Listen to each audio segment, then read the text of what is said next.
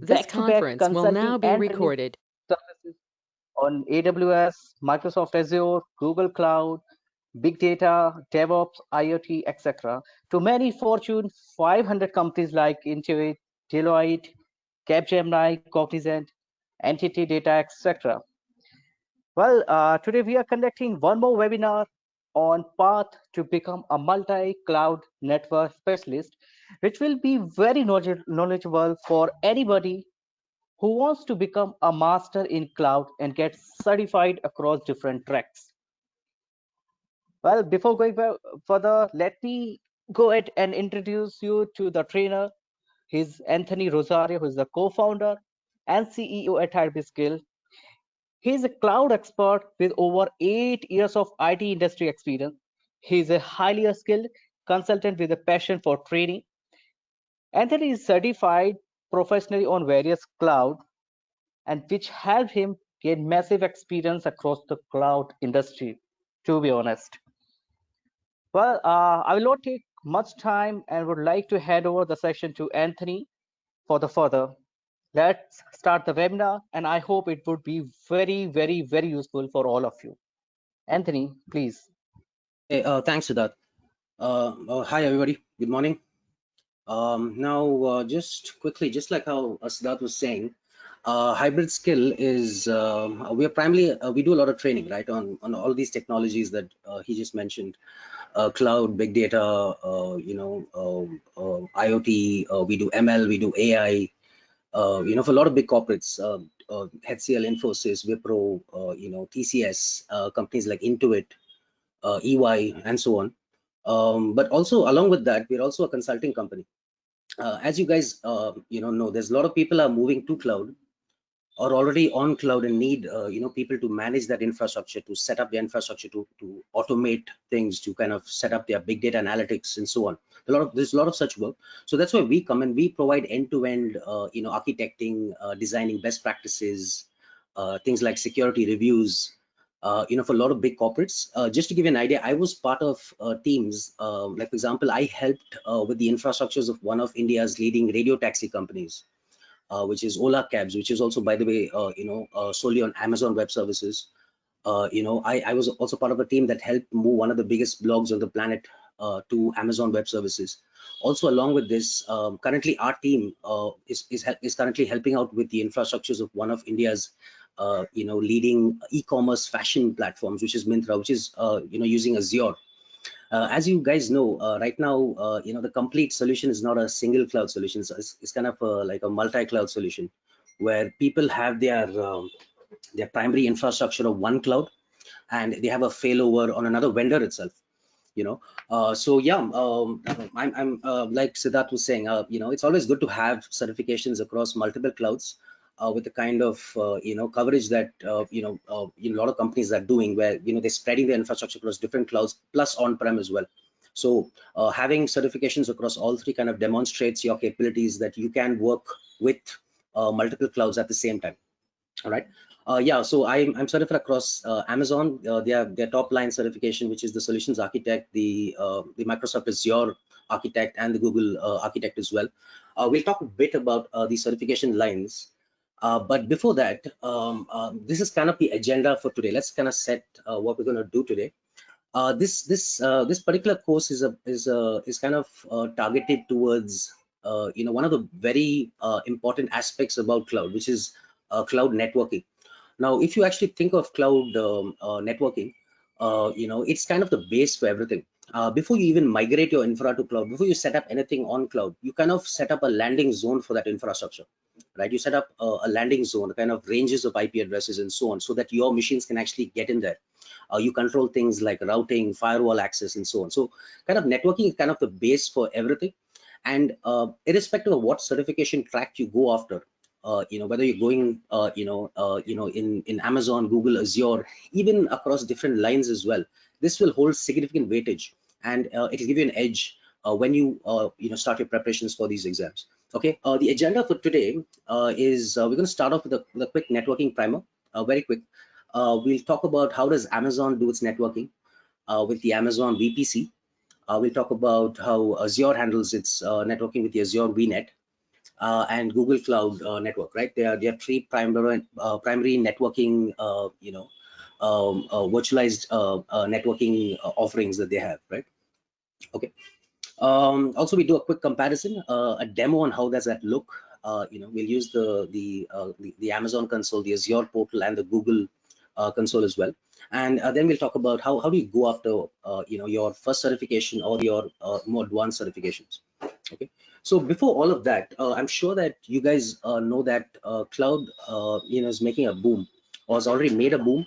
But it's not like these previous technologies, right, where you kind of see a sudden spike and then it dies down after some time, right? This is cloud has always been on the rise, and you can I don't want to bore you with uh, you know some stats and so on, but these are some significant numbers. If you actually see, right, we're talking about billions of dollars, 4.17 million dollars in 2018, and that's on the rise up to 2022, right?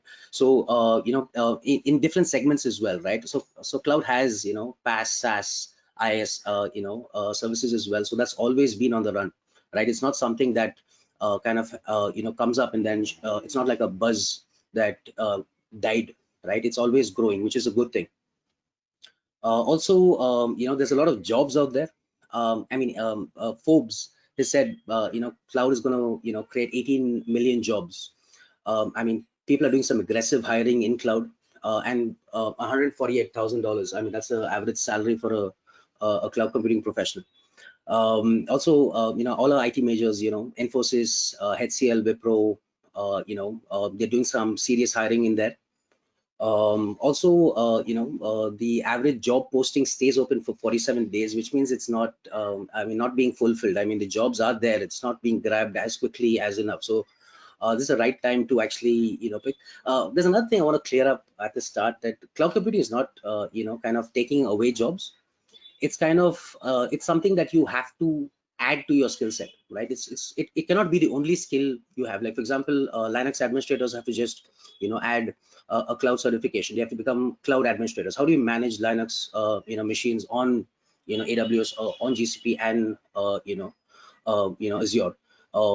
Developers, they'll just have to learn to use or develop these cloud enabled apps, like, for example, applications that kind of call cloud APIs to write into cloud storage, things like that, and so on, right? So it's something that you'll have to add to your existing skills. It cannot be your only skill set. It's something you have to, and it's not taking away jobs. It's just something that is a necessity that you have to learn. Okay. Coming to the major players in the market, we've got the giants. I mean, Amazon has been. They've got a 15, actually a 10-year head start on any of the other guys, right? Microsoft Azure, Google, Alibaba Cloud is doing well as well. Oracle, IBM.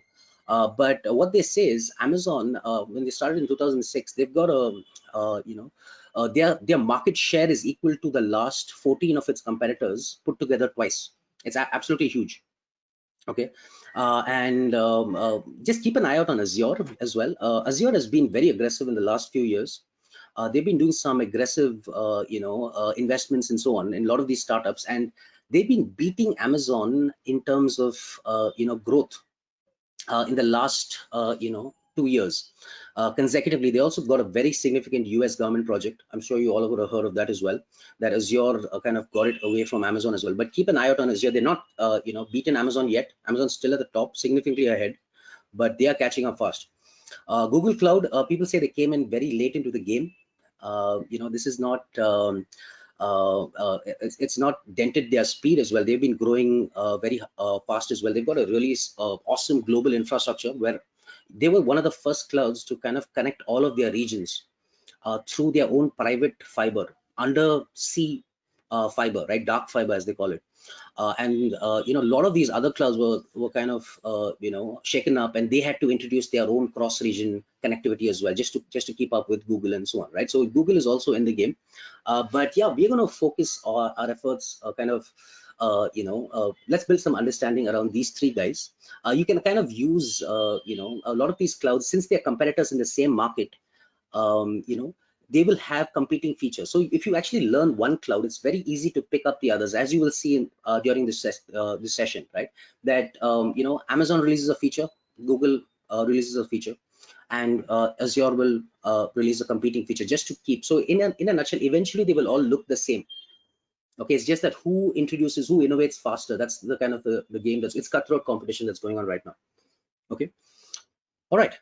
So yeah, come. Let's get on with the tracks. Holding us out, a cloud certification holds a lot of value in the market. So let's look at some of them. The Amazon certification. By the way, the Amazon Solutions Architect Associate. This guy, he, according to LinkedIn, is the most sought after IT certification to hold right now. Okay. This is the Solutions Architect Associate, and it's been there for a very long time, at least 2 years in a row. Okay, but for guys who are very brand new to Amazon, you've got some of these foundational certifications. It's called the Cloud Practitioner. It's a very you kind of, if you know what each service does in Amazon, like for example, you know what EC2 is, or you know what RDS is, how does their costing work, and so on, you'll be able to crack this exam. It's called the Cloud Practitioner. Managers, engineers, developers, anybody can actually just to get a feel of how Amazon exams look like, just go for one of this the Cloud Practitioner exam. Pretty easy exam. And then you can by the way, multiple choice questions. We'll take a look at some examples towards the end, but very simple exam to kind of start off your cloud certification journey. And anybody can basically attempt it. Not even, you don't have to be even like technical as such. There's also the associate. Now this is where things get serious. The associate, there are three major lines, right? We've got the architect, okay, the developer, and the sysops. Okay, so think of a solutions architect, right, as somebody who's very customer facing, somebody who can actually listen to a client, listen to his requirements, and design a highly scalable, available solution on Amazon. You should be good with a lot of things like architecture, designs, best practices. You should be good with things like costing. He should be able to identify the right service for the right job and propose a fully highly available, scalable solution on Amazon, right? He kind of designs the complete solution, the solutions architect. The actual implementation of this architecture, right, is usually handled by a sysops administrator. Now he's setting up the entire components of that infrastructure, right? All of the machines, all of the databases, all of the load balancers, and so on. Kind of keeping things up and running. I mean, setting up is one thing, but keeping things up and running, you need to be looking at a lot of metrics. Like for example, is my CPU utilization spiking on my servers? What should I do? Should I horizontally scale? Should I vertically scale? How are my backups being handled? How do I restore from any kind of disaster, and so on, right? So that's where your sysops administrator comes in, right? Think of more of administrating AWS infrastructure. And then you got your developer. I mean, by the way, Amazon releases its SDK for all the popular programming languages, Java, .NET, Ruby, Python, and so on. Basically, not only can you use their console, which is like kind of a web-based UI to kind of control your resources, but you can write these cool applications like a mobile application, to kind of call cloud APIs. Like for example, I can write an Android or iOS application. As soon as I click a button, it uploads that picture over to a cloud storage like S3. At the same time, kind of writing it to DynamoDB, which is a cloud database, and so on. So a cloud developer has to be good with kind of developing and writing these cloud enabled applications, right? That's the main role of that, right? So we got three lines there, right? Your architect, the one that designs, the developer who develops such applications, and then the sysops administrator, kind of the one who implements and sets that up and so on, and keeps it up and running. Okay, now these three lines are at the associate level, and by the way, about $150 is what it'll set you back. This is something you kind of start off with, and then they've got a professional line. Now the professional line is about $300. Very few people hold professionals in the world, right? You're talking about a few tens of thousands guys who actually hold professionals.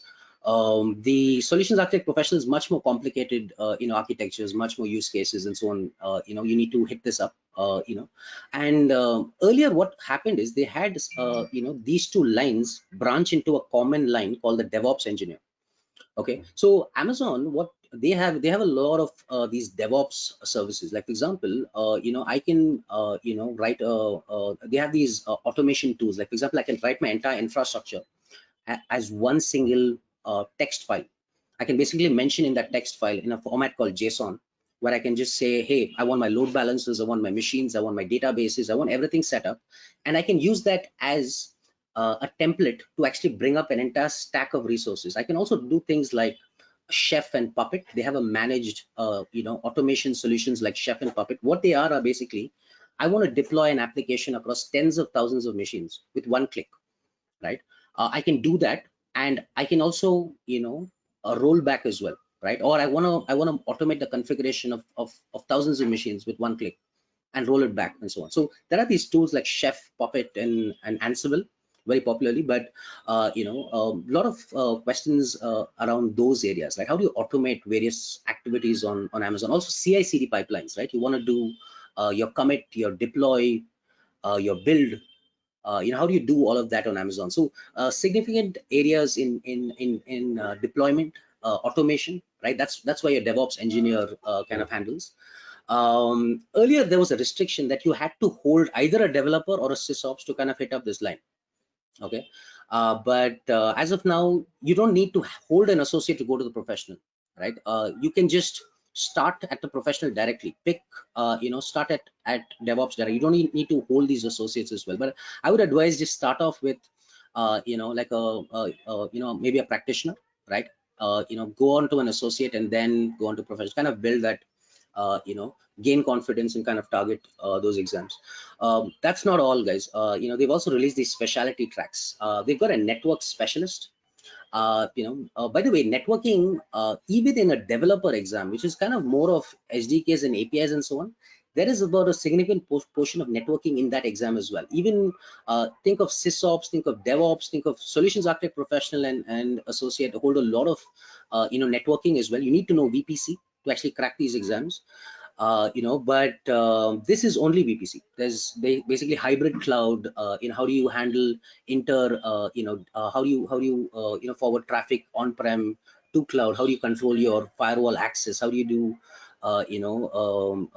complex hybrid multi-cloud environments, right? So that's more of focus in those areas, IPv6 and so on. So very, very complex.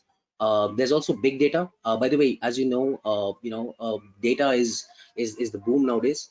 The amount of data generated in the last few years is equal to the amount of data generated in mankind's history. Well, that's a lot of tools like Hadoop, Spark, Hive, and so on have come in.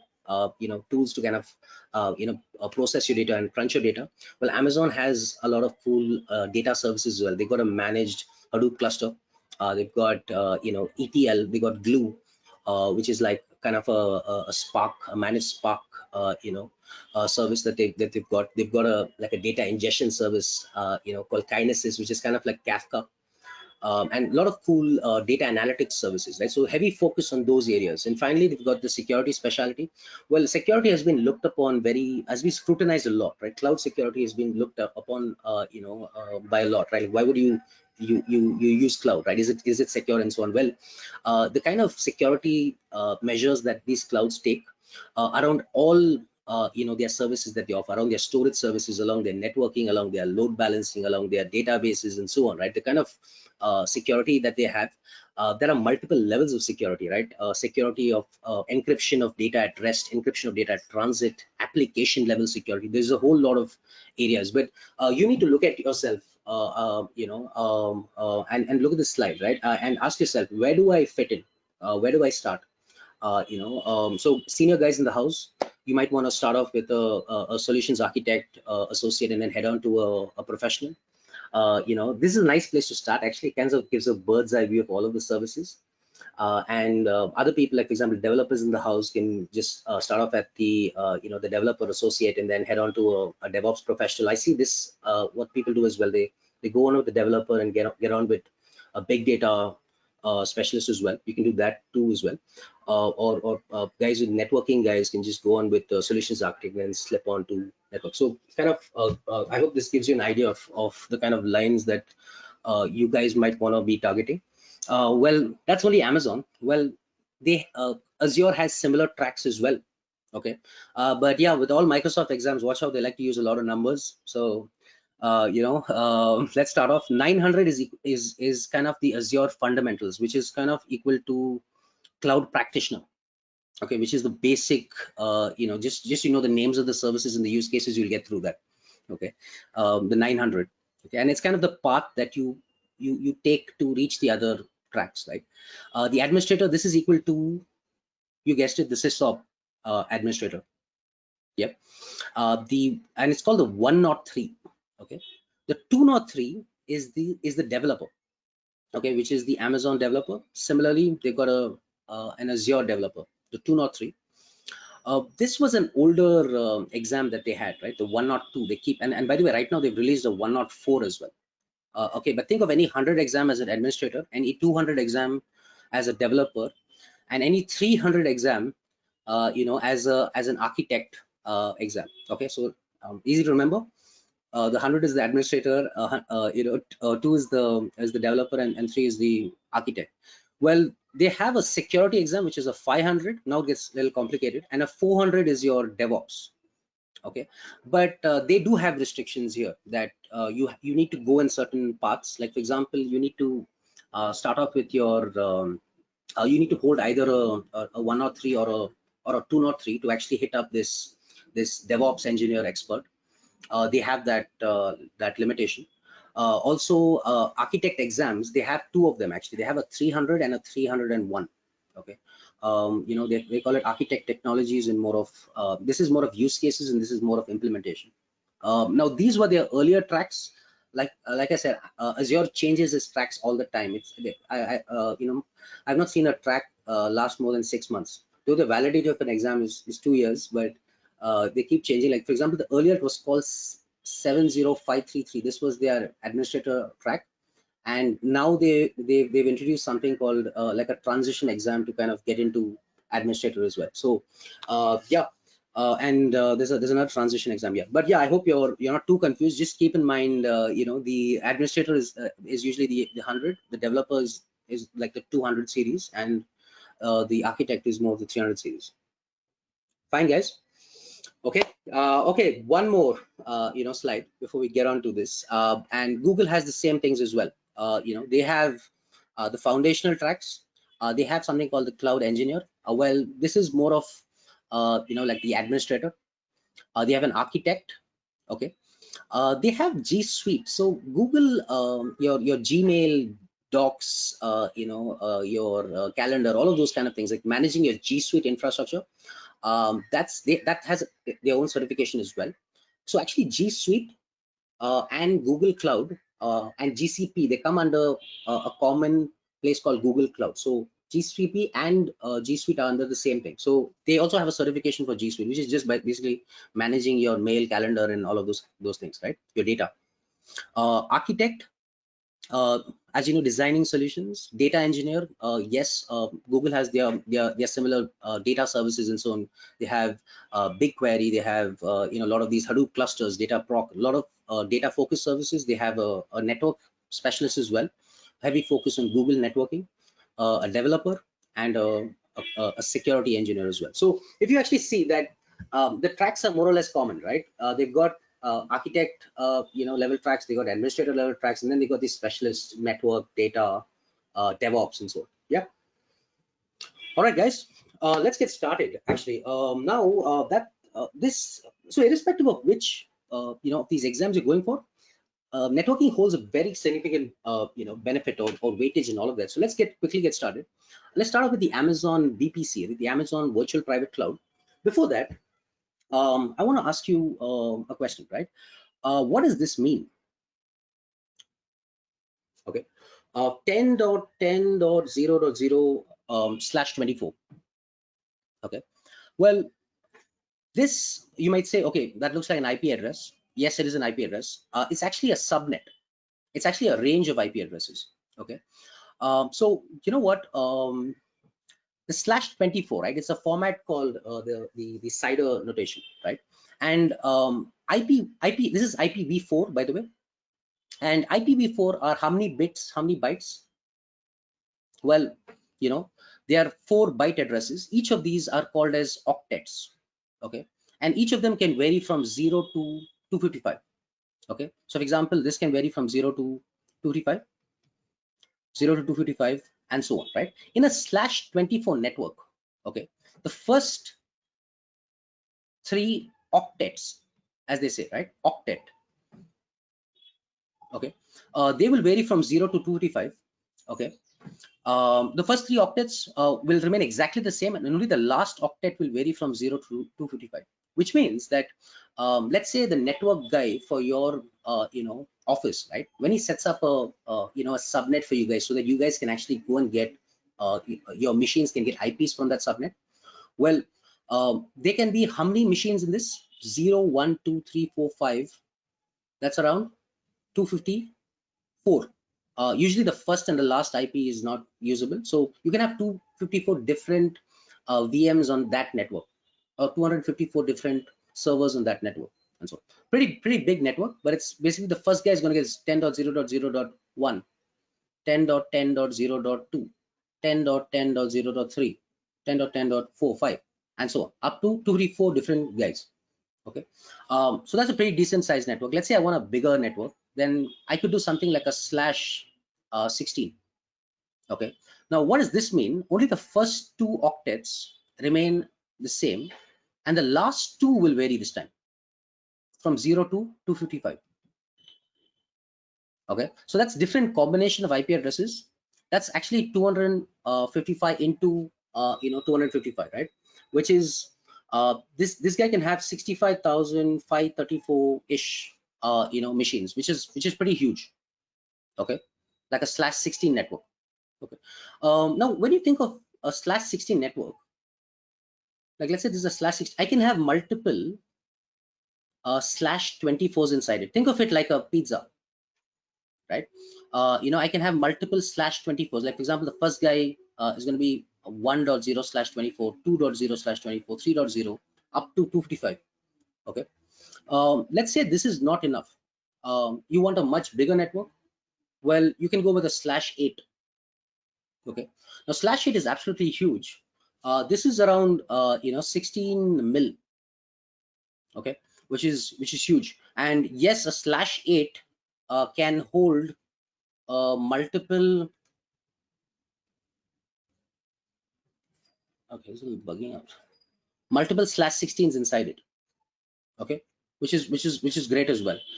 You can get even bigger, uh, you know, and go with a /0. Any ideas what this is? So in a /8, only the first octet remains the same, and the last 3 vary from 0 to 255. Okay. Any idea if this is what is a /0 is? Well, a /0 is basically the internet, which means all octets vary from 0 to 255.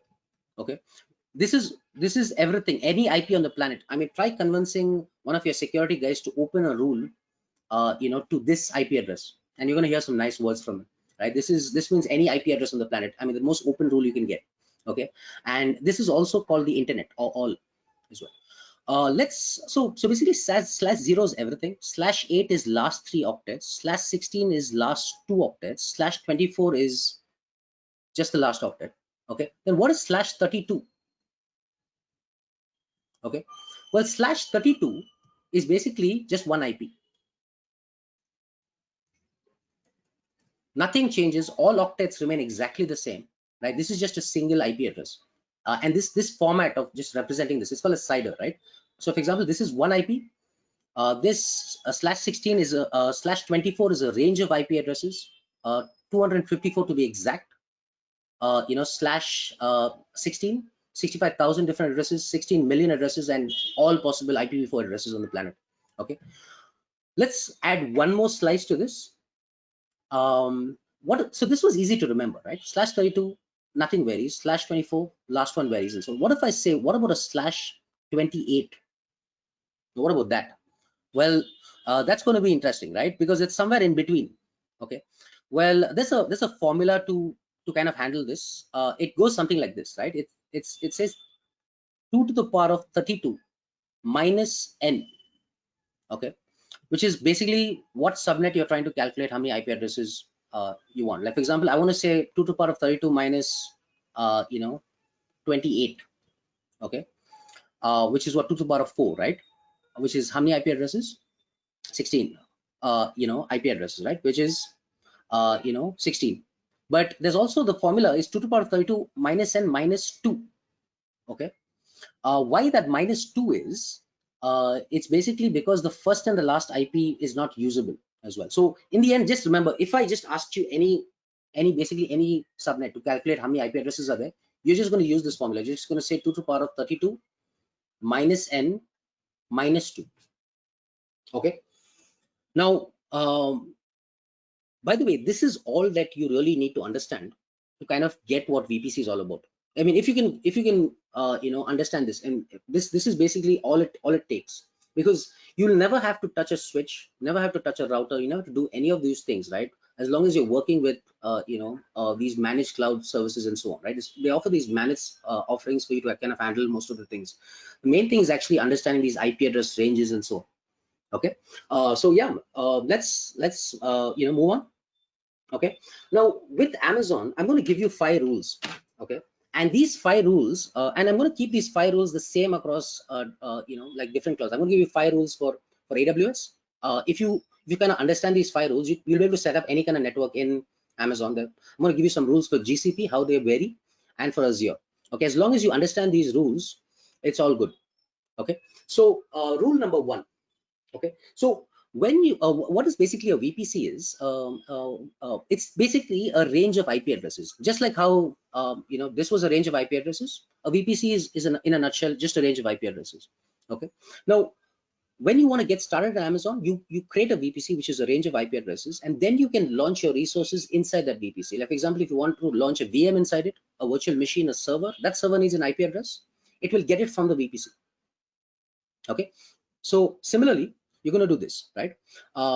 In Amazon, you create a VPC. Okay, now the rule number 1, what it states is, what are the boundaries of this network? Okay, so in Amazon, there are 2 concepts.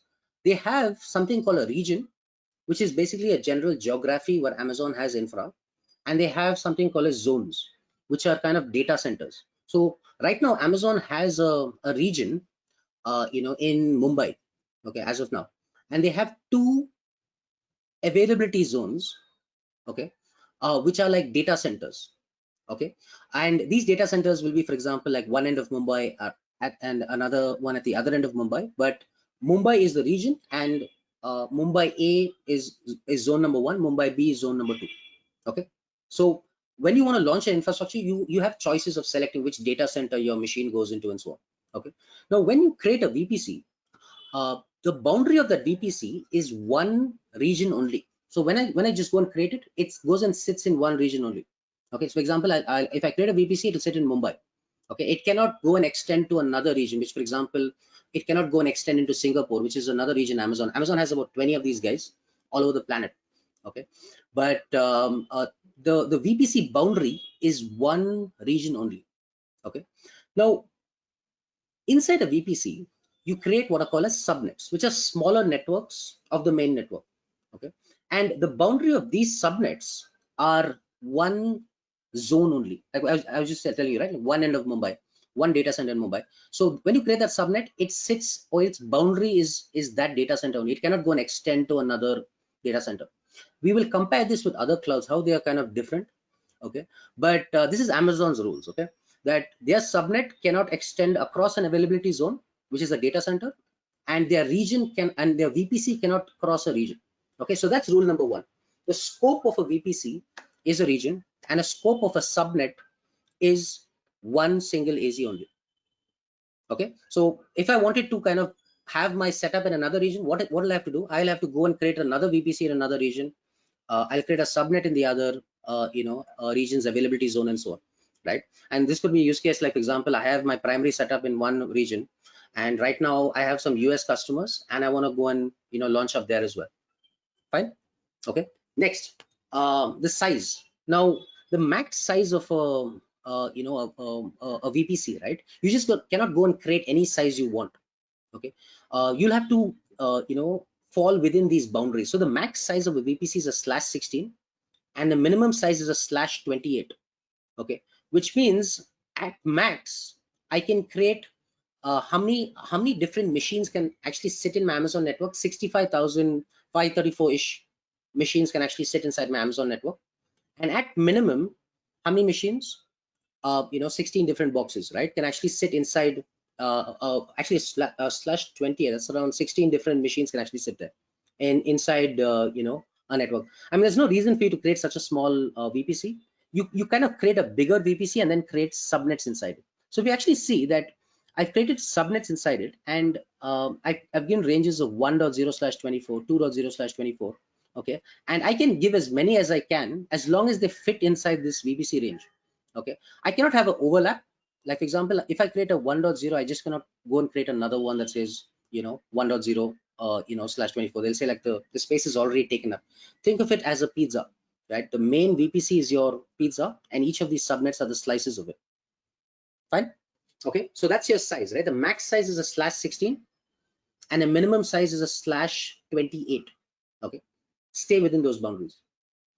Next is you cannot just go give any range you want. Okay, um, you have to stick with this format. It has to be any 10.0.0 series, any 172.16 series, or any I think you're more familiar with this one, right? 192.168 series. Now these are special ranges for private addresses. We're not talking about public addresses here. VPC is more of your private internal IP address range, right? Your LAN ranges, your local network ranges, right? It's not for public ranges. Okay, so this is a format called RFC 1918. It's a standard for private IP addresses. That's what you're going to use. Okay, so just use this standard only, which means that this range here, this is going to be 192.168.0.0/16, or 192.168.1.0, or it could be 172.16 dot something, but it cannot be like something like a 54.31 dot something. That's a public address range. Okay, fine. Okay, also in your subnet, not all IP addresses are usable. If you actually look at any subnet that you have, there are some IP addresses that Amazon takes for itself. Okay, so for example, the first 4 IP addresses are actually taken away by Amazon, and the last one. So if I try to launch a machine, I can actually give it IP addresses from that range. So I can start at 4, 5, 6, 7, and so on. But the first 4 are actually taken. 0 is the network. The first and the last were anyway not usable, but these are some additional ones. Like 1 is the gateway and the DNS, and 3 is they've reserved it for future purposes, for future features, and so on. So your formula actually becomes now 2 to the power of 32 minus n minus 5. Okay, so think about that. What happens to your setup, right? And this is especially useful in your planning your architecture out. Okay, now the last rule is kind of important. This is where you need to decide what kind of properties each of these subnets have. Okay, now I told you that when you create a VPC, you can create different kind of subnets, right? But you can also decide what kind of properties each of them have, or control that. I can have subnets which are internet facing. I can have subnets which have no access whatsoever from the internet, and I can have subnets which have only one-way access, which means they can reach the internet can't reach them. Okay, the one in front here, this is two-way. That means he can reach the internet can reach him. No way, absolutely no access whatsoever, and one way. You can actually control these kind of subnets. Now, why is this important? Is here is where you're going to place your entire application, your app servers, your web servers, your database servers, and so on. They're actually going to land up in these particular subnets. For example, obviously, I'm going to put my web servers in this public subnet, which is two-way access. I'll put my databases, my private machines, my billing servers, and so on, right? Which I want complete isolation. I'm going to put them into the no-way access, and I can do the one-way access where I only want, for example, to call an external API, but I do not want to be reachable directly. Only I'm able to go outside, and so on. So you can do various kind of configurations like this here as well. But there's one general rule, is that all subnets, as long as they're part of the same VPC, they can actually talk to one another. Okay, and this is there by default. You don't have to touch anything.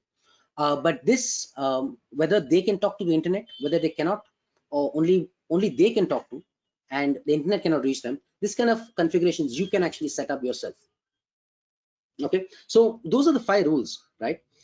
Your scope, where does your VPC lie, where what is the max size and min size it can actually go to, what kind of IP addresses that you can use, what IP addresses you cannot use, and what kind of properties each of these subnets have. Okay, that's kind of the core, right, of this, right? Now let's get to what makes a subnet public, right? These are just like yellow lines, right? But actually what makes a subnet public is something called an internet gateway. Okay, now an internet gateway is an Amazon managed device. It's a horizontally scaled Amazon managed device that controls any kind of traffic going in from your VPC.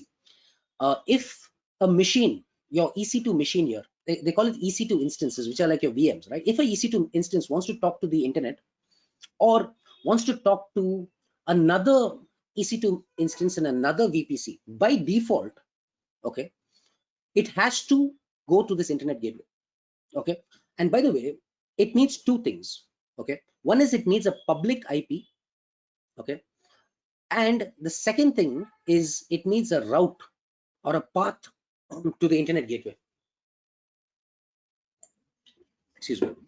Now the internet gateway, so by the way, if any of these 2 things are missing, right, if for example my IP, my public IP is missing, or my route is missing, then I don't have that access. I cannot reach anything outside. So these 2 are critical.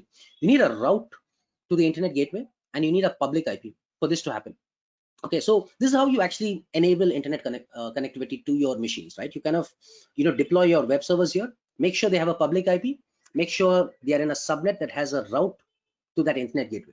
If for troubleshooting is very simple, just make sure this route is there and make sure the public IP is on your box. That's it. Okay, well, that's what a public subnet is. A subnet which has a route to the internet. Then what is a private subnet? Well, you guessed it. It's a subnet which does not have that route to the internet. Okay, it does not have that connectivity as such. And this is a nice safe place to actually put in your database servers. You can just keep your database servers very safe on there. Even if you manipulate these kind of firewalls on these boxes by mistake, you open some ports, it doesn't matter. Why? Because there's no path. He does not have he doesn't have an internet connection as such. Okay, so this is a nice place, very secure place to actually put in your database. Well, then you might be wondering that, hey, let's say this is me on my laptop and I want to access my database right now, right? Well, this isn't possible anymore. I cannot get to this database. I will have to, any ideas? You will have to do something what you've been doing on-prem as well. You will have to use something called a jump host or a bastion host as such, right? Where you kind of jump into a public machine and then make your way into your database. And this is what they call as a jump server, right? Because you make 2 jumps. You're gonna jump from one machine and then jump over to the other. Okay, so that's kind of interesting. You can do that as well. Okay, but what if there's another use case, right? Where, see, this guy is public and this guy is private. Okay, but how do I enable something called as like one-way access? Okay, well, you do something called NAT. Okay, now one-way access looks like this, right? Let's say this particular database that is sitting here, right? He wants to talk to the he wants to download the latest patch, let's say. Okay, now one of the things I could do is I could connect him to the internet, give him a public IP, and yes, he'll be able to contact that patching server and then download the patch. But he would be in trouble because he'll be vulnerable from attacks from some guys as well, right? So you do it with an interesting way called NAT, and NAT stands for Network Address Translation. This is where multiple private machines can actually share one public IP and use that public IP to make their outbound connections. Okay, that's pretty cool. You kind of share a public IP of somebody and use that to make your connections, but that's only one way. The vice versa is not possible. Somebody cannot use that public IP to kind of get to you as such, right? Now to set this up, all you have to do is bring up one of these NAT machines, okay, which is just another VM, right? With a bit of configuration. On Windows Server, you need to set up routing services on it. On Linux, you need to run a few commands on your firewall and so on, right? But you set up a machine here, okay, and that performs your NAT for you, and then all you do is you tell this machine that if you want to reach the internet, route your traffic through this NAT machine. Okay, and this stands and basically this is another EC2 machine which is configured to perform NAT. Right now, you guys are sitting most likely sitting behind NAT if you're working from your if you're connected to your corporate networks and so on.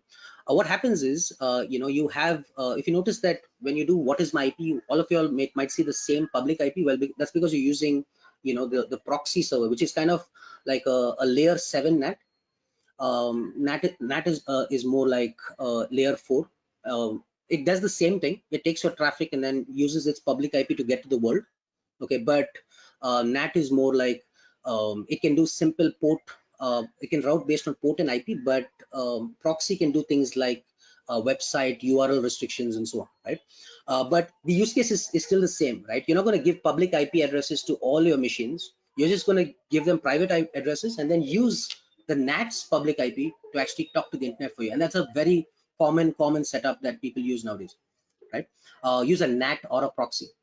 Okay, but I've noticed that, and by the way, in a production infrastructure, you will find that there's a lot of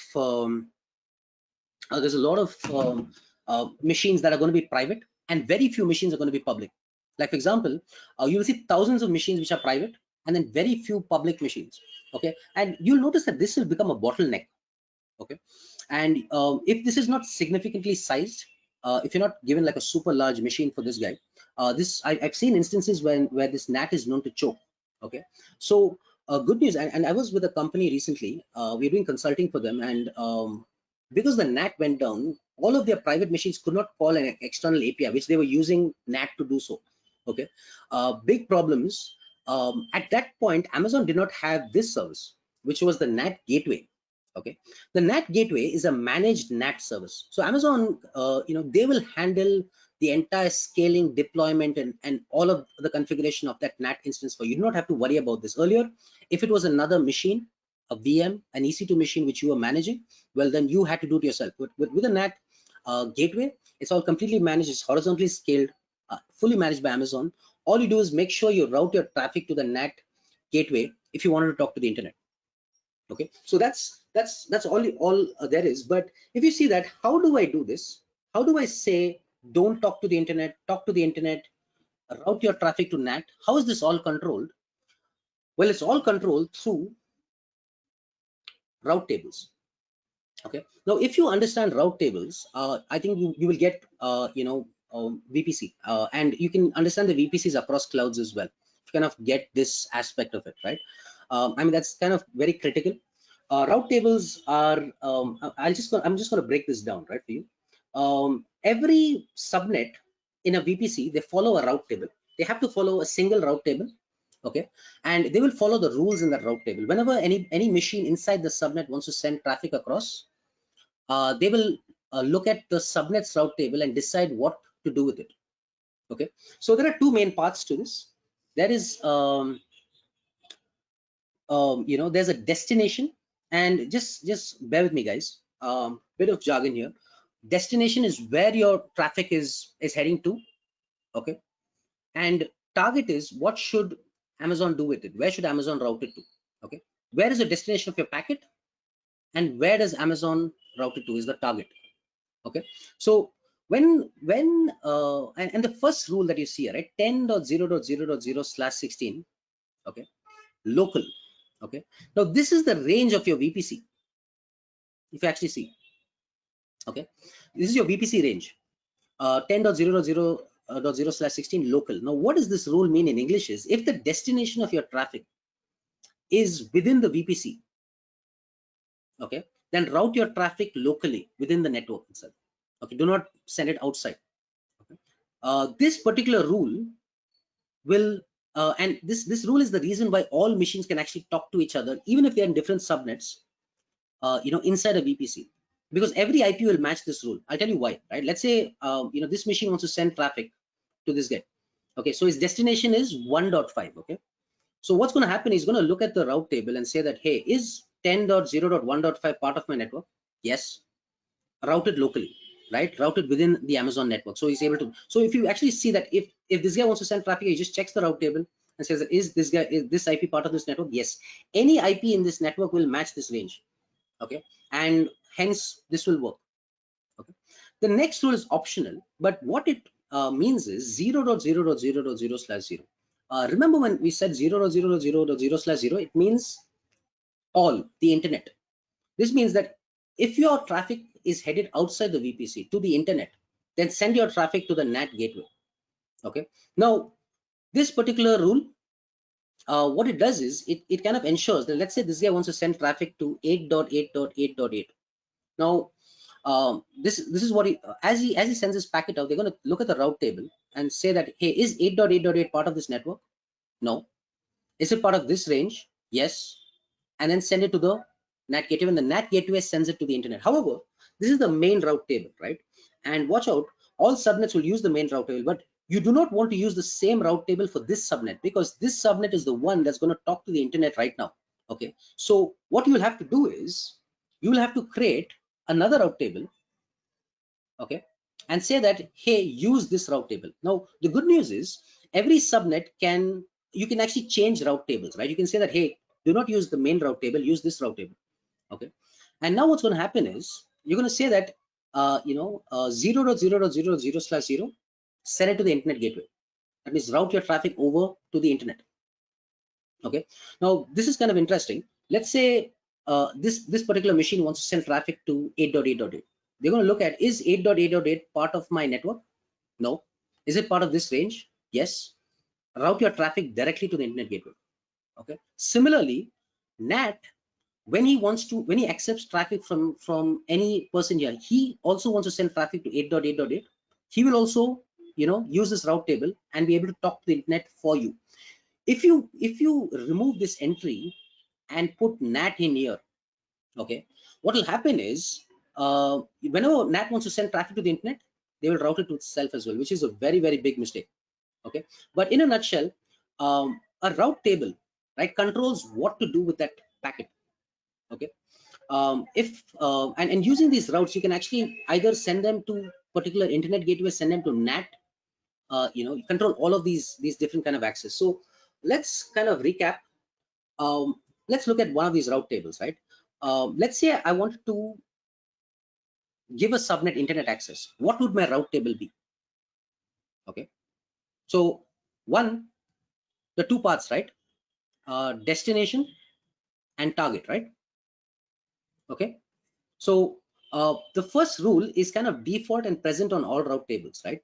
And it's going to be 10.0.0.0/16 local. Okay, this is the default rule, and this is the rule that is present on all route tables. And to give it internet access, I'm just going to do 0.0.0.0 to internet gateway. That's it. Okay, now to give a subnet or to remove a subnet's internet access, I just make sure I don't have this entry here. So I just have a rule that says no entry at the bottom. That's it. Okay, and if I want to give it NAT access, I just add an entry saying 0.0.0 to NAT. So if you kind of understood this, right, designing this is super simple. A subnet who needs two-way access is the one that just has the rule that says 0.0.0.0/0 to internet gateway. That's it. Okay, a subnet which is no-way access does not even have that rule. Okay, because you do not need it to go outside. And a subnet that needs one-way access is basically 0.0.0.0 to NAT. That's it. Okay, so you know what? If you just do these route tables, there's not a single switch you've touched. There's not a single router you've touched. These are just things on the portal or on the Amazon CLI that you can basically automate very, very easily as well. Okay, using this you can actually control anything in your virtual network. Yeah, guys. Okay. What is a jump? Okay, now a jump, like I was telling you, is something that you would use for you to get into your private machines. Like I said, this guy, if this entry is not present, he cannot be accessed. What happens? Even if I give it a public IP, this route isn't present here.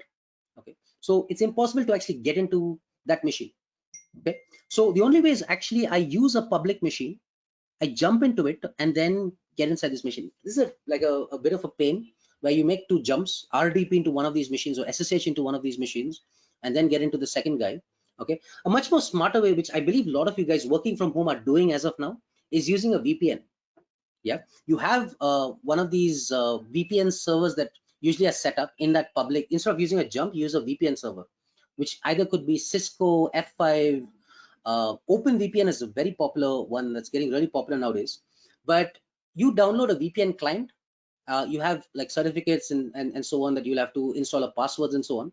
Make a connection from your laptop, okay, after you download the client, okay, to that VPN server, and then you're able to access these machines, these private machines, through private address. Your laptop becomes an extension of this network, right? And you can just access these machines as if they were on the same network. And by the way, you will notice a lot of things that your Google looks weird and so on, right? It's because now your laptop is actually forwarding traffic, through it as well. Okay, but this is a software VPN. It's also called as remote access or client VPN. Okay, because this is for individual guys. You could be in a coffee shop and just set up a VPN connection from your laptop and get access to your private machines as well. Yeah. Okay, now what do you need for this? You go to the Amazon marketplace. Amazon has images for just about anything you can think of, managed images, right? You just pick an image, Cisco F5 OpenVPN, pick that image, and you can just launch up a machine, into your public subnet. By the way, it needs a public address, it needs a internet gateway route because it needs to talk to the internet for you. Okay, and once you set that up, it's all good. However, this again has to be decently sized. If I launch a very small machine and I have thousands of people working from home as of now, and they all connect to my VPN server, then they're all going to crash. Okay, they're all going to fail, right? So Amazon, they kind of make you lazy, right? They give you another managed service. It's called the AWS Client VPN. Now the client VPN is another interesting solution. Instead of you having to have this VPN server and use this to connect to your machines, you've now got a very cool managed service. It's based on top of OpenVPN itself. Amazon was looking at OpenVPN and thought that, hey, that's a very cool service. So they launched their managed OpenVPN service. It's called AWS Client VPN. Very nice service. All you do is create something called a VPN endpoint, attach it to your VPC, mention which subnet you need access to. And it's very simple, right? No route table entries, nothing needed for this as such. Just create a VPN endpoint and attach it to your VPC. Okay, and all you do is they will give you a VPN client that you download as you do for these guys as well.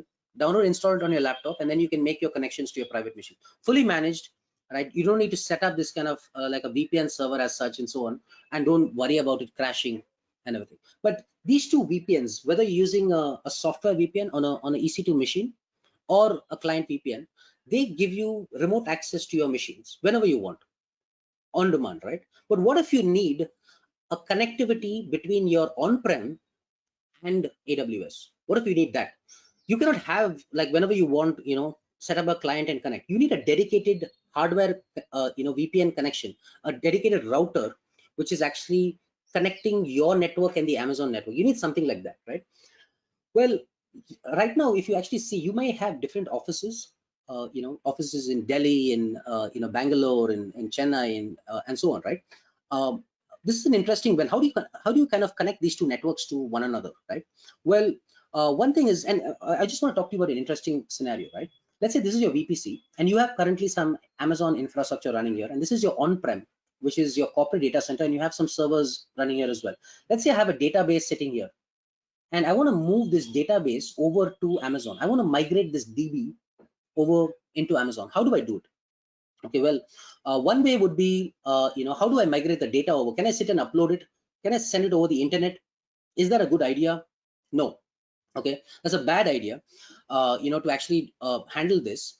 Well, you should always think of using of encrypting your traffic going over the internet. Okay, or using something called a VPN. Okay, now a VPN can be set up between any two networks. Basically, you need two routers on both sides. These routers should be VPN capable routers, right? Now what basically they do, and this could be like your office and another office as well. You just need both those routers to kind of connect. What they do is they exchange encryption keys, and anything sent by one end is encrypted using this encryption key, which can only be decrypted by the encryption key on the other end. These are kind of equals and opposites of one another. There's a very interesting algorithm for this. It's called the Diffie-Hellman exchange. But think of it that if I encrypt it with one end, it can only be decrypted by the other end as well, right? So interesting stuff.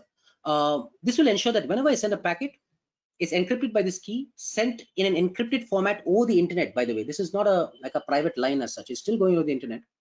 It's encrypted, and once it reaches the other end, decrypted, and then reaches your machine. Now, using this, you can set up cool things like set a replication between this database and this guy, do secure transfers and so on through this VPN tunnel, as you say, right? They call it a tunnel because it kind of tunneling through the internet, right? Encrypting all traffic flowing through the tunnel, and it makes no sense to anybody outside of it.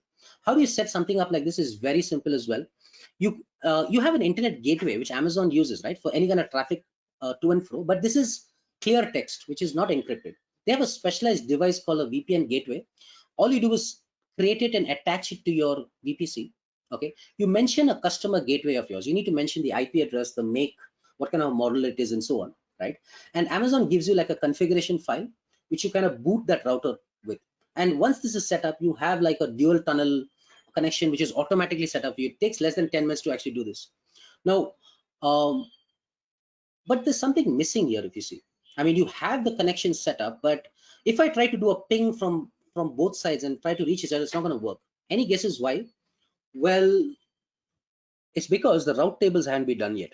Like I said, the route tables control everything. So you know what? I have to tell it. I have to tell my VPC that, or I have to tell the subnet that, hey, if you want to reach the other end, okay, which is the range of your corporate address, which is 192.168.0.0 /16. I'm going to say that if you want to reach that range, don't send your traffic to the internet gateway. Send your traffic to the VPN gateway. Okay. So for example, if this guy's IP is 192.168.1.1, you're going to say that is 192.168 part of this of my VPC? No, it's not part of my VPC. Is it part of this range? Yes. And then route your traffic to your VPN gateway. Make sense? Okay, but this is not enough, guys. You also need, I mean, any subnet which needs access, just make sure this route is there. Like for example, I can also have this route in here, right? I can say that internet traffic go to the internet gateway, VPN traffic go to the VPN gateway. This will make sure that any VPC level traffic is within the VPC, any on-prem traffic goes to the VPN gateway, and any other traffic apart from this, okay, goes to the internet gateway as well. Okay, this is not a conflict if you're thinking, guys. Okay, but you also need a route from the other end as well. You need a route from your corporate, end as well. You need to tell your network guy to kind of make a route saying if you want to reach the Amazon network, go to your router as well. Okay, if you see that, route tables are the key, right? It basically controls what you want to set up, and this what you have right here is a typical hybrid cloud environment. Okay, you have infrastructure running on-prem and you have infrastructure running in cloud, but they're able to talk to each other through private IP addresses. And the Amazon network kind of becomes an extension of your on-prem network. And people use this a lot. They have their critical infra sitting on-prem, things which can move to cloud, they kind of send it over. And what connects them is something like this. Okay. Now, what is the single point of failure in this architecture? Well, in this architecture, the single point of failure is not the VPN gateway. Amazon gives you a nice SLA on this, 99.29s of SLA on this. It's actually your customer router. So how do you help this out? Have to, okay, get another customer router, have a failover router that you have. Okay, you can also do things like, hey, yeah. So we have a question on chat. Can I send traffic from many subnets to a single VPN gateway? Of course you can, right? All you have to make sure is just make sure your your route is present here. Like for example, if this subnet wants to send traffic here, make sure route to reach on-prem is present. If I want to remove access to on-prem, just make sure I remove this route from my route table as well. Okay, by the way, you can ping your questions on chat as well. Yeah. Okay, so by the way, in just to make sure this the single point of failure here is actually that VPN gateway. Okay, so sorry, the customer gateway. You can just add multiple customer gateways to kind of make sure it's not a single point of failure. Now you have a total of 4 tunnels. Okay, There's an interesting protocol you can set up here. It's called BGP, Border Gateway Protocol. And with something like this, once I set this up, by the way, the entire internet is working out of BGP right now. If I set up something like Border Gateway Protocol, um, I don't have to make sure if for example this guy fails, automatically the best path is chosen, and you're able to reach the on-prem network. It kind of exchanges routes between one another and knows who's up and which routes are up or which isn't, and so on. So they kind of figure out way to actually reach one another. With the earlier routing, I had to just mention, okay, this is my next stop and this is my next stop. But this is something called dynamic routing, where even if one fails, I can just pick up another route and get inside my network. Pretty cool stuff. One more thing they have is something called hub and spoke. Hub and spoke is cool, where I have different locations. Like I have a Mumbai office and I have a Bangalore office, and I want to connect both of them to my Amazon VPC, right? I can do that as well.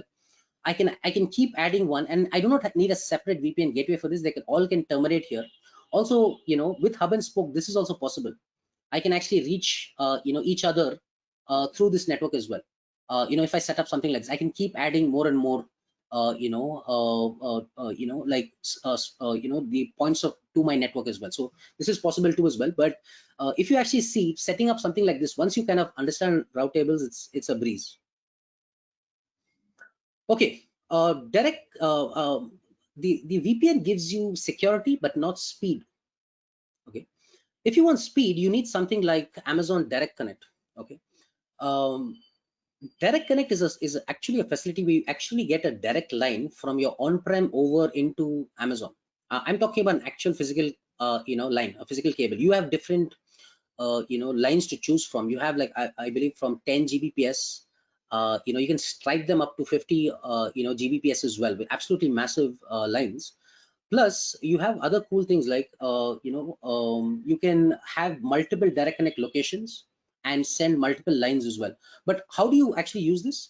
You contact one of their direct connect partners, which is Equinix, CoreSite, Sifi, Tata. There's depends on which part of the world you are in. Connect up to a partner, and they will get up a direct line up to a direct connect location. They will cross connect you into an Amazon VPC. Okay, this is a very popular setup. By the way, do not rely. This will give you like super fast speeds. Okay, but do not rely on only lines. I heard a story once that there was somebody in the San Francisco Bay Area chopping fiber cable lines. Okay, so do not just use one line. Use multiple lines, and don't stop there. Go for something like this. People, what they do is they will have their primary setup, the super fast connection through direct connect, and they'll have a failover back to VPN. That means even if this fails, I can failover back to my VPN as well. So you can also do this with your direct connect and your virtual private cloud. But think of this as critical for your hybrid cloud connectivity. Have a direct a line for super fast speed, and also have a VPN for encrypted traffic as well. Does direct connect encrypt your traffic? No, it doesn't.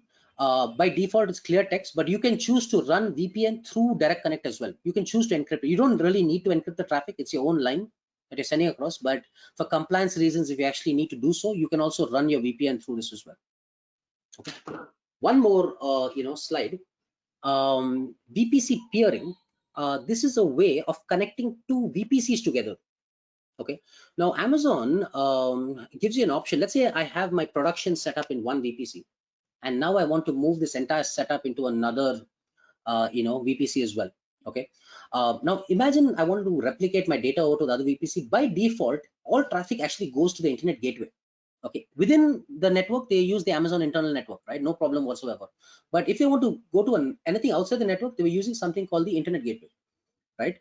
Now imagine I have to send traffic to the internet. I need to make sure these guys have public IP addresses. Problematic. So what I can do is I can just set up something called VPC peering, which basically connects two VPCs together and make sure they are on the same network. So basically, this is not going over the internet. This is going through Amazon's direct lines, Amazon's fiber. And as of I believe 2 years back, this is also cross region. Okay, so Amazon has a global infrastructure, which actually, just like Google, is also they also introduced cross region under the sea fiber cables. Okay, which means that I can connect to VPCs, a VPC sitting in Mumbai and a VPC sitting in US, in North Virginia, and they could talk to each other through private IP. Okay, which is very, very significantly powerful. I can actually do this with something like VPC peering. Just connect those two VPCs together, and I can actually ping these two machines, and they will go through Amazon's internal network around the globe and then reach this machine. It's super fast rather than going over the internet as well. They will behave like they're in the same internet. However, critical things to watch out for is make sure your ranges don't overlap. Make sure these ranges, even with your VPNs as well, connecting on-prem and Amazon, just make sure your ranges don't overlap. After doing peering, it takes 1 second, right? Just send a peering connection to the other guy. The other VPC has to accept it. Okay. What do you think is missing? The route table. Okay. Like I said, everything is in the route tables, right? So you're going to say that if you want to reach the other VPC, you'll get a unique peer ID with every, peering connection, right? So you're just going to say that if you want to reach the other end, you're going to say route your traffic to your peer ID. And similarly, on the other end, you're going to say that if you want to reach VPC number 1, route your traffic to your peer ID as well. So once this is set up, I'm able to ping these two guys, and they'll behave like they are on the same network through private IPs rather than using public ranges and so on. Okay. Well, that's there are a lot other topics as such in Amazon, like for example, VPC endpoints. They have something called a transit gateway and so on. But I think this, in a nutshell, is some of the core aspects. I mean, you kind of master this, and then you've got Amazon, right? For example, think of it, your hardware VPN, ways of connecting on-prem and Amazon. You're encrypting traffic over the internet, direct connect, private line up from your data center to Amazon, or both. So, yeah, peering is where you connect to Amazon networks to one another. You're not talking about on-prem. This is just to Amazon networks, right? Okay, Azure VNets. Now, I think this should be less tough, guys. So Azure VNets. Let's look at the rules again one more time, right? 5 rules again. Okay. This time there's one difference. It's very similar. You've got an Azure region. Okay, just like Azure has regions, and they've recently introduced availability zones as well. They did not have availability zones. They did not give that visibility. A lot of customers actually complained, and Azure was supposed to kind of release a concept of availability zones, which are like data centers, right? You have the choice of data center. Earlier, Azure would never tell you which data center you're actually getting into. Okay? Now, couple of interesting things is the VNet is what they call it, the Azure Virtual Network. Its scope is the region like Amazon, so no changes here. Which means the boundary of an Azure Virtual Network is a region only. But the boundary of a subnet, interestingly, it can span zones. Okay, when you create a subnet, it actually can work across zones, which means I can have machines sitting in different data centers, but under one big subnet, which is a pretty cool thing that they've got. Okay, so that's the only difference that you see here. The scope of a VPC is or a VNet is a region, and a scope of a subnet, you can think of it as a region as well, because it's kind of working across zones. Fine. Okay. Now, rule number 2, this time, check out Azure, right? They've got a max size of /8, where Amazon had a /16. These guys give you more. It's a /8 this time. The minimum size is a /29, which is kind of smaller. I don't know why you would have such a small, VNet, maybe for like a single machine. But similar rules. Make sure your subnets don't overlap, and make sure they fall within the main range. Okay. This doesn't change at all. You have to use private IP addresses only, and this doesn't change as well. First 4 IPs and last IP are taken by Azure for its own internal purposes. So you can only use the IPs after it. So again, 2 to the power of 32 minus n minus 5, right? But this is one change that I love about Azure, right? That they have the similar kind of subnets, right? Where all subnets can talk to each other by default. There are some subnets which can talk to the internet can talk to them. There are some subnets which cannot talk to the internet at all. And there's some subnets which can go one way, right? But they can also do this forced traffic from one subnet to another. So what this particular rule, where all subnets can talk to each other, this rule could not be overridden in Amazon, that all subnets had to actually speak to one another, right? But Azure can actually force all subnets to actually go to a particular subnet. I can say that, hey, do not go to a particular subnet. If you want to reach the subnet, go to this subnet as well and make that path. So it's called Azure custom routing, and this is very, very powerful that they have. We'll actually take a look at this and how that actually looks here. But more or less, these rules are similar, okay? But they have this particular rule here, okay? So let's look at that. Same rules. They have an internet gateway, but you don't really see it. Like Amazon, it's not attachable, detachable. You don't, there's no visibility as such, okay? You do have visibility into the routes, but this gateway that they have, you don't really see it like in Amazon, right? But by default, and I don't know why Azure's made this choice. Every subnet, when you create it by default, there are two rules that they have by default, that all subnets can talk to the internet can talk to them, okay? That's by default. They start off public, okay? And all subnets can talk to each other, okay? Those are the two as they say, system routes, and that's what's set up, right? You all subnets by default can talk to the internet, and all subnets have can talk to each other, okay? This is actually controlled by two system routes, and they call it address prefix, which is just like your destination, right, where you want to go to. And next hop is what should Azure do with it, okay? So here what they're saying is that if you want to reach anything within Azure network, send it to the VNet, send it within the network. If you want to reach to any machine that falls within this range, route it within the network. This is the reason why all machines can talk to each other as long as in the same VNet. And 0.0.0.0/0 to internet means that if you want, they don't say internet gateway as such, they just say internet, because they don't really tell you it's a internet gateway. But yes, all traffic goes out to a particular device. But these two rules are default. Every subnet you create starts off with this rule, okay?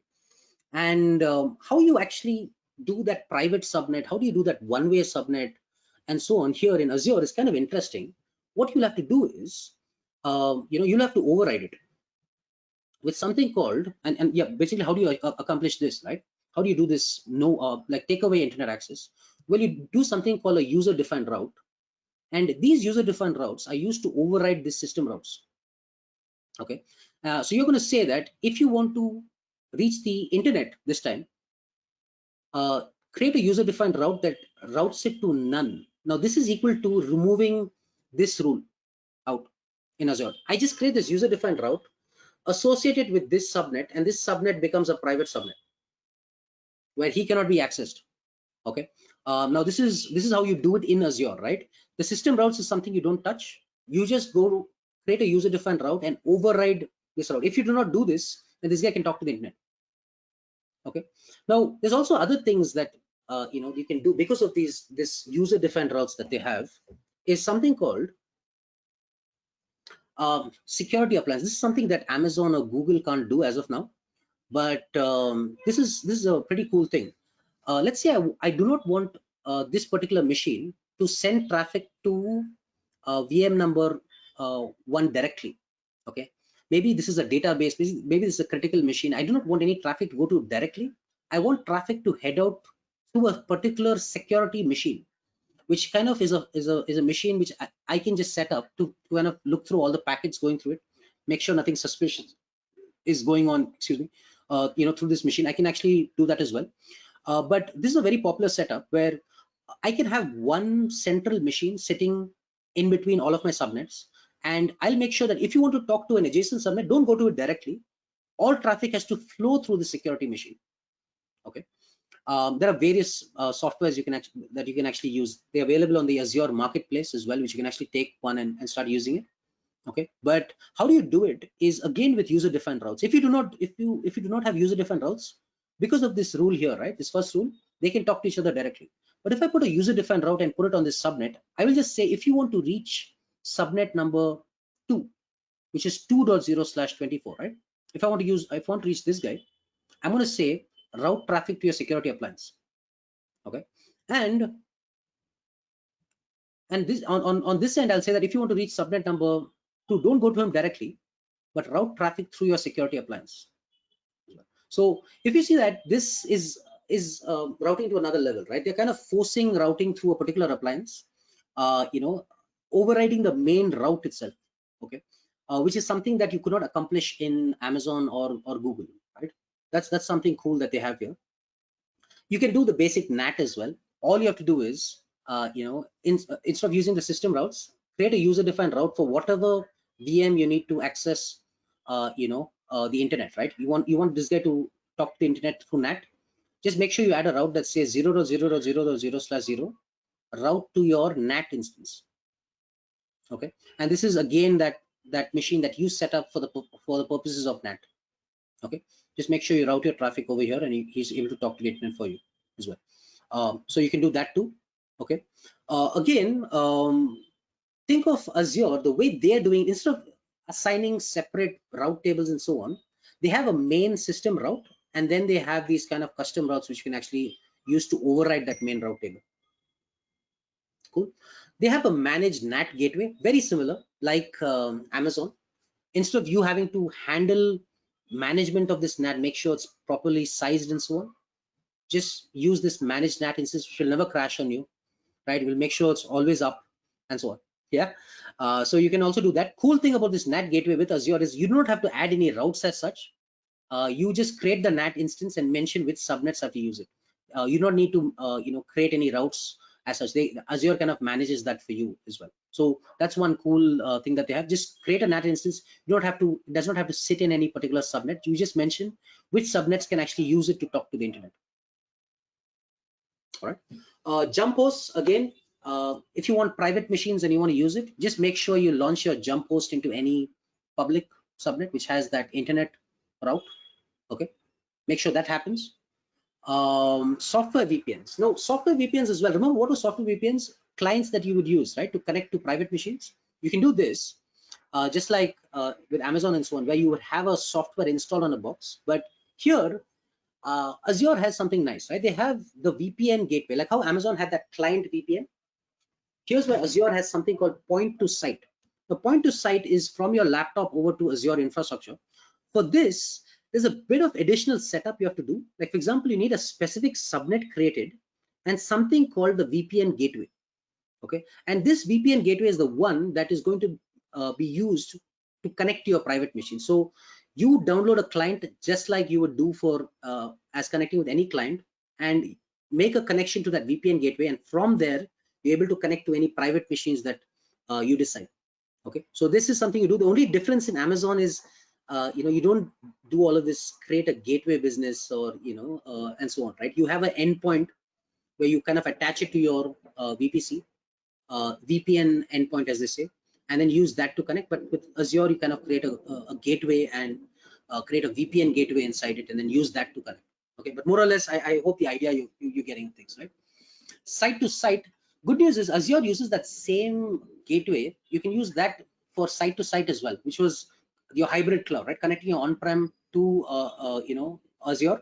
Good news is you just create your VPN gateway, your gateway subnet, and no route that as such that you would actually need to make. Okay, this is handled by Azure. It's all transparent to you. You do not need to. You do not see this as well. They manage this for you. You just have to make sure that your on-prem route you kind of do to your local gateway. With Amazon, you kind of had to specifically mention your routes and so on, right? Here you don't have to actually do something like that. This is automatically managed for you, so that's a good thing. But on-prem, you have to make sure you're routing your traffic back to Azure as well. Remember, this is the dedicated VPN, right? It's always running, right? It's not something like your client VPN. Whenever you want, initiate a VPN connection to kind of connect to your machines. Okay, hub and spoke, very similar. Just like Azure, you can have multiple locations connect using the same VPN, or you can do HA, where you have multiple VPNs and then failover using the other ones. Similar setups. Nothing is changed here as well. Express route. The termination point is still the gateway subnet as well with the VPN gateway. Use that to connect to a location, and that will connect you directly. They have multiple lines to choose from. Significantly fast, super fast machines that you're going to be super fast dedicated connections that you're going to be using. This is not going over the internet. This is your own line. What do you do? What is the most popular setup that you do nowadays? VPN and express route, where you have a dedicated line.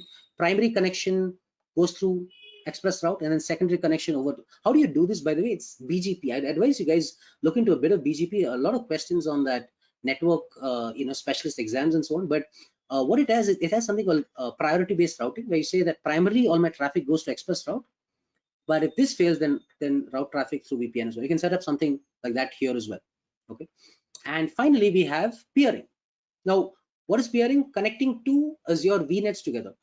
Here, the process is even more simpler. You just mention your other VNet you want to peer across to, and they are peered immediately. No need to create any routes or any of those such. I mean, like Azure kind of, if you see that with these VPNs and your peering as such, that they kind of handle the routes as such. With Amazon, you specifically had to mention your routes on both sides, right?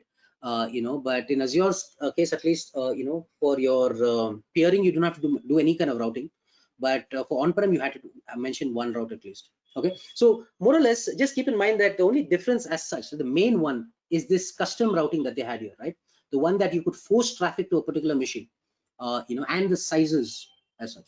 Okay, Google changes the game very, very drastically. Okay, why they changed the game is they kind of came in very new, and they learned from these guys.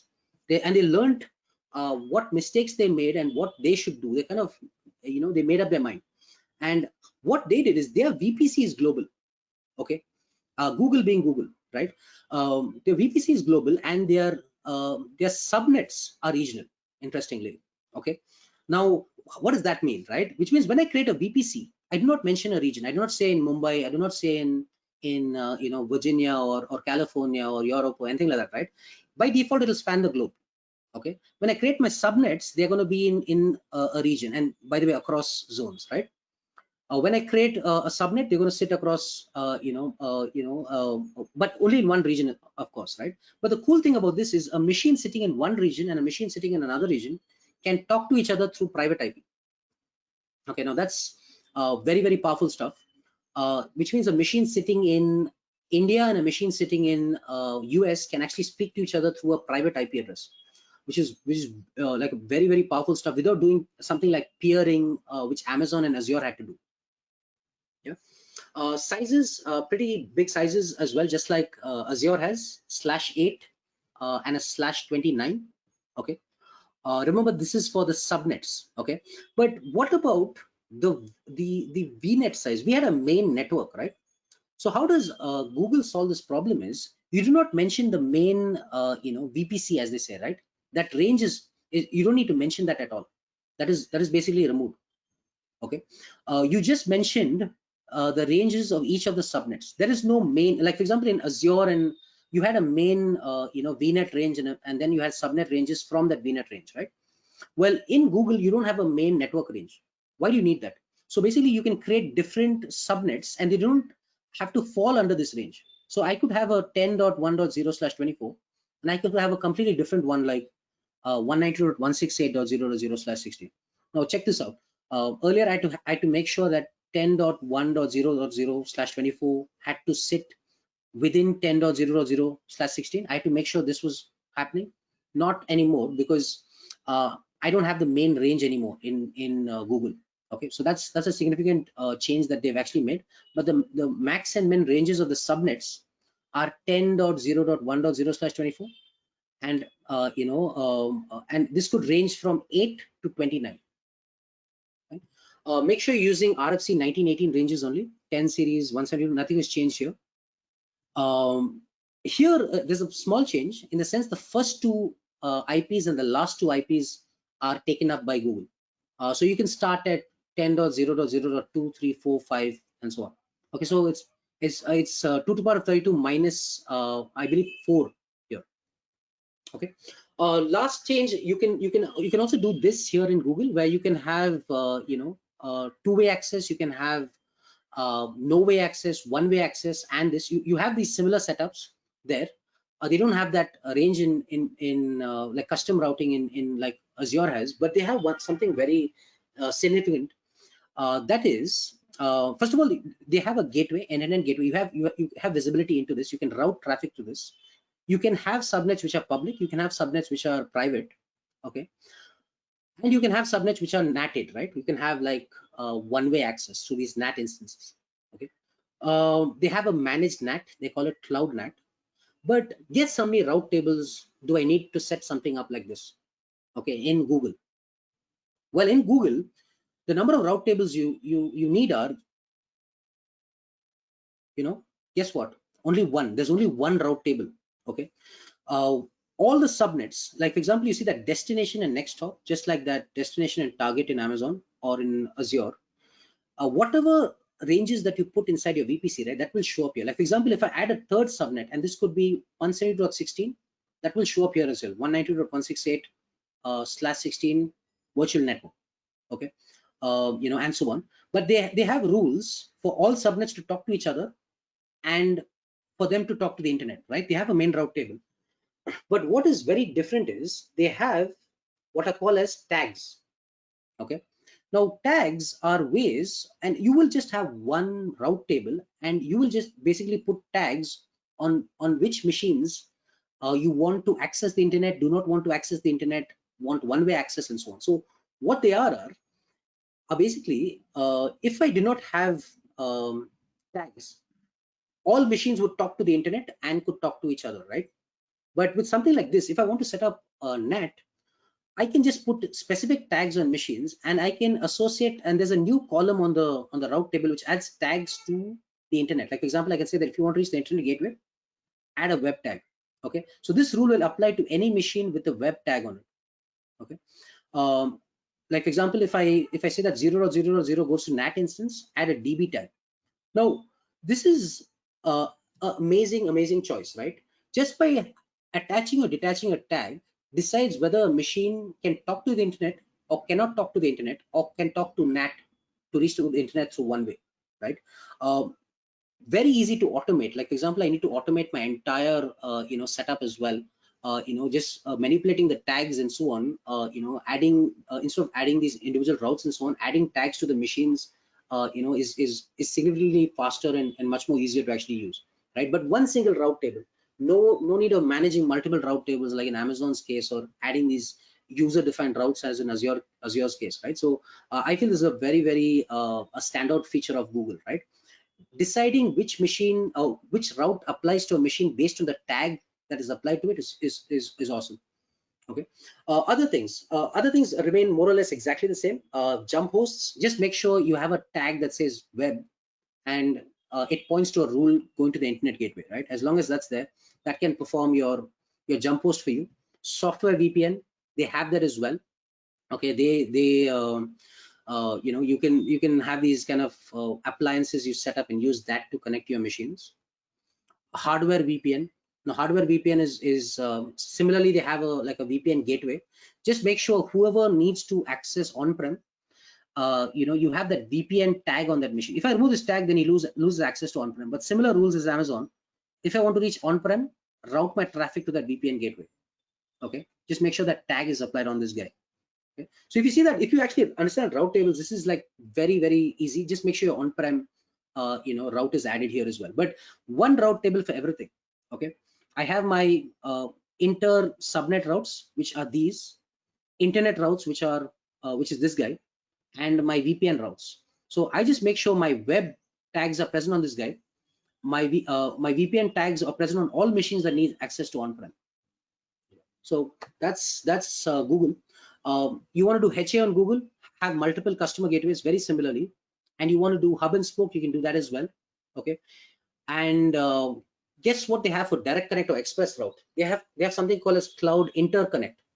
Okay, and cloud interconnect is an interesting way of having a direct line just like them, but you as usual connect to a interconnect location, put up a line, and then use that to connect to your on-prem network. Okay.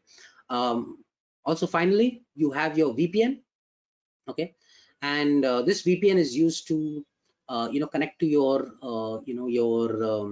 you can use this as a failover back to in case your direct line fails as well. All right, and peering, you can connect to VNets to one another, where you set up a peer A to peer B. But unlike Amazon and Azure, you need to set up like two ways. One peer A to one peering connection from VNet A to B and then one from B to A as well. You need to do 2 ways in order for this to work, but no routes as such that you need to update on both sides. It will work out of the box here as well. Okay, that was a lot, guys. But I hope there are certain ideas that have come up in your head on the kind of ways that these routings happen, right? How these networks are built, how hybrid cloud is established across these 3 clouds. I want to show you a quick demo, and feel free to keep your to pop in some questions as well as of now. Yeah, guys. Sure, Anton. Okay. I understand this was a heavy session, but let's just feel. I'm just going to show off the 3 consoles. And by the way, this is the Amazon console, right? I don't know if, how many of you all have signed up for an Amazon account as such, but I'd advise signing up for an account. All of these clouds, right? 3 of them, they give you free tiers where you kind of one second. You get a year worth of free services. Oh,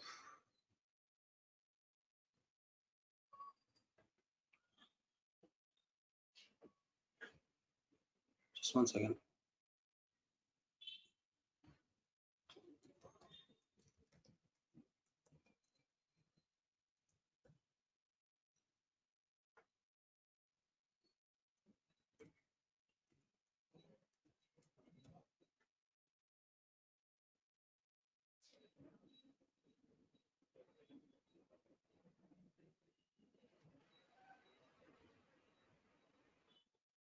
Hey, yeah, sorry about that. Okay, how do you do VPC? You log into the console. Make sure you get into VPC, which is Amazon's. I mean, there are a whole lot of services, right, in Amazon. And you have your VPCs, your route tables. These there are other options, right? Like this is something for IPv6.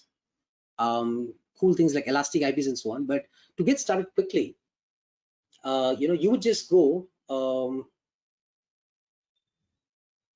And they give you a nice wizard for this as well, right? Where you create a VPC with a single subnet with internet access. You can go with a public and a private sub. This is something like we talked about, right? A public subnet with NAT with a private subnet. You have your hybrid setup where they will create a public subnet, a private subnet, and a VPN to on-prem. Or this is a popular setup as well, which people do, right? Where they do not even have an internet gateway. They just use the corporate data center's internet as well. This is something you can do as well. But just to quickly get started, I just use the first option, like a single public and a subnet. What they tell you is they tell you what is the range I want to give. Like example, this is the main VPC range, and I could do something like I could change that as well, right? And see how many IP addresses that they tell me. But this is the public subnets range, and they say that this range is not within this, my main VPC range, right? So you will ideally have to do something like this: 192.168.1.0/24. Okay. By the way, I have like a more detailed, in-depth, coverage. This is actually like a pretty big topic, but you can also mention a secondary IPv6 CIDR block as well. Okay, if you actually wanted to. I'm just going to give a name for my VPC. Test VPC. Notice that I select a region here. Okay, at the top right of your screen, as you see. But for my subnet, I actually have to select a zone inside US. This is actually US 1A, which is actually a zone inside, Virginia. Okay, there's various things like service endpoints and how does DNS happen and so on. But all I do is go and hit create a VPC. So what it does is it goes and creates a VPC, creates a subnet within it. How do you manage this? Well, you go to your VPC, go to your route tables. Okay, let's say this is my particular subnet which I just created, right? Let me filter one out.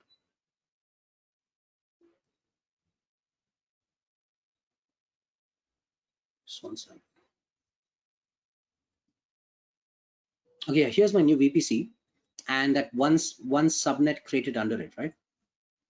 So I can actually control what traffic, or what rules apply to it through the route table. So if you see that this is that destination target I was telling you about, right? That 192.168.0.0/16 local.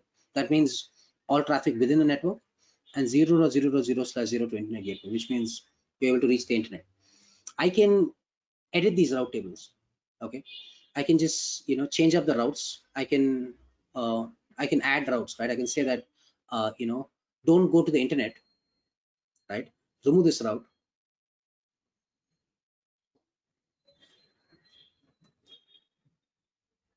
but go to a NAT gateway, okay, which I've not created as of now. But if you actually see that this is how you actually handle this, right? You create or for example, instead of a NAT gateway, I want to do something like an instance, and then I can like launch a machine, set up NAT on it, and actually use it. So that's how you kind of manipulate your routes, create your subnets, and so on. But just quickly, I want to quickly show off Azure as well. I understand that VPC would need a longer demo, but I just want to quickly just show off some of the things we've talked about. This is the Azure portal.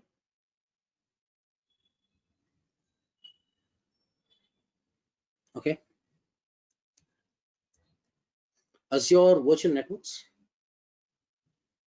Okay, by the way, everything in Azure has to sit in I have a nice subscription also ready, but all I say is, and I don't know if you guys like the UI. Some of you guys might prefer Azure's.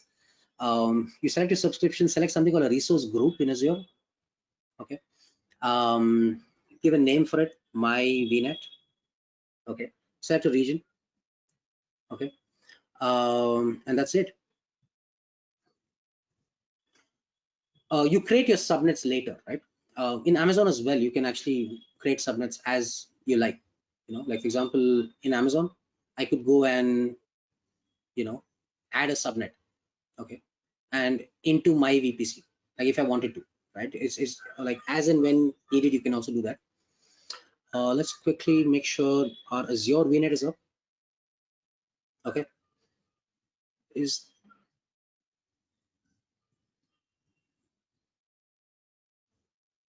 one second.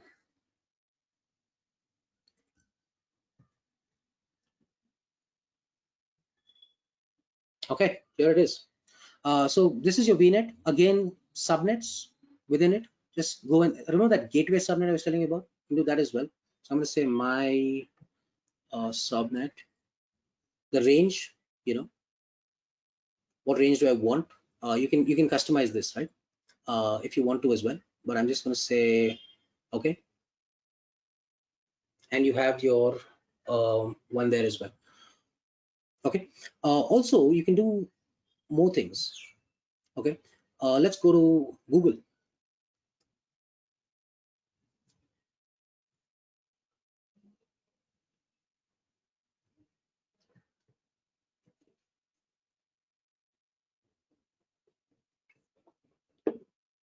Okay. Google.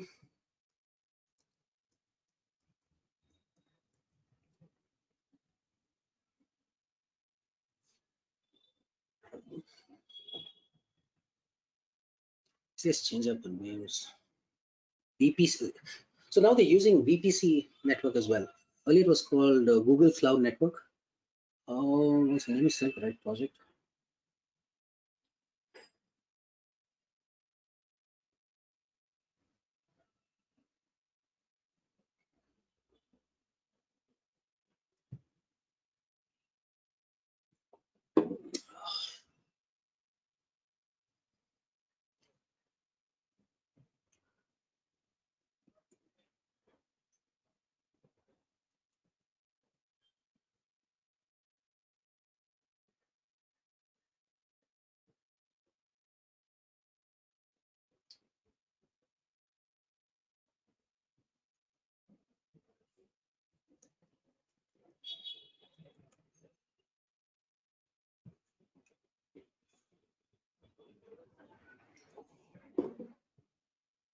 So hold on a second.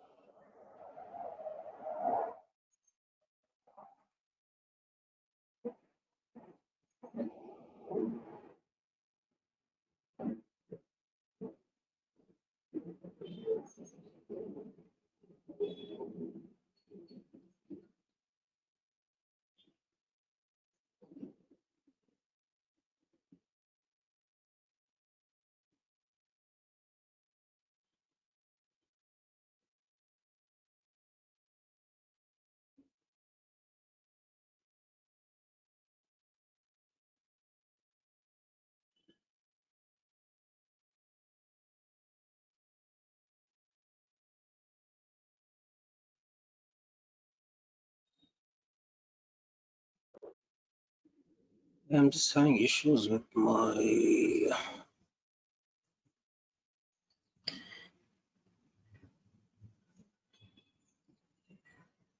Hey, yeah, so I'm just having issues with my project. I'll just allow Siddharth to move on to the last slide. I just want to take a quick questions from you guys, right? I'll just show you that demo. We're running short on time, but can we take some Q&A, guys?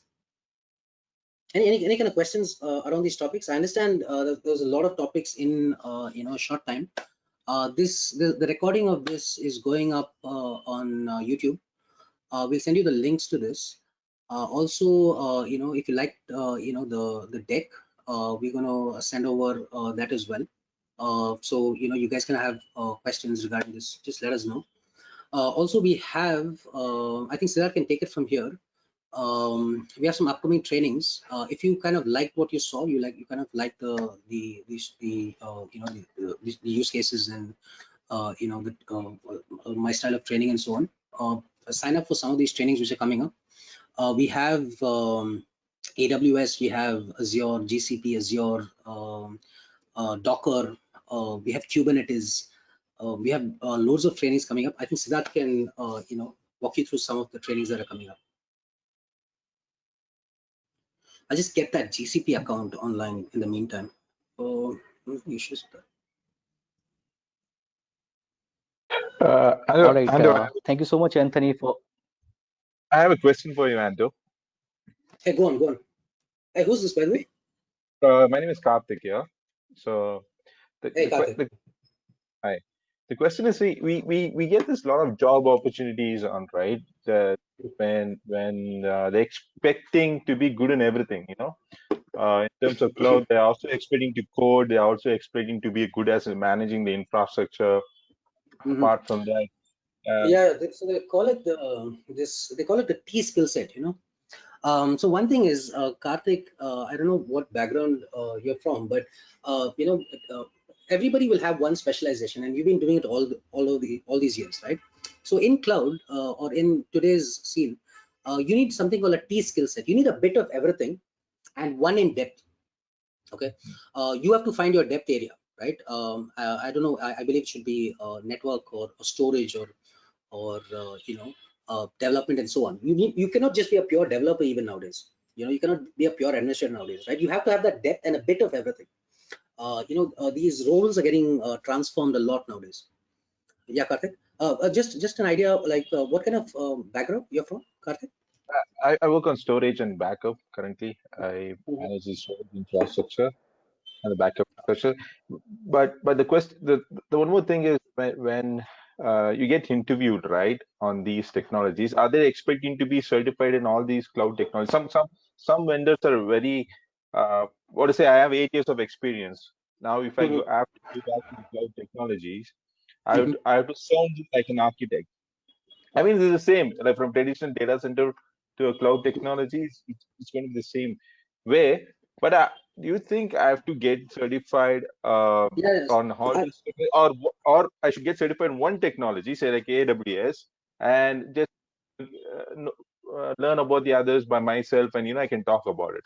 Like, Hey, yeah. So how this works is, so think of a lot of these companies, right? Like TCS, Wipro, Infosys, and all of these guys, right?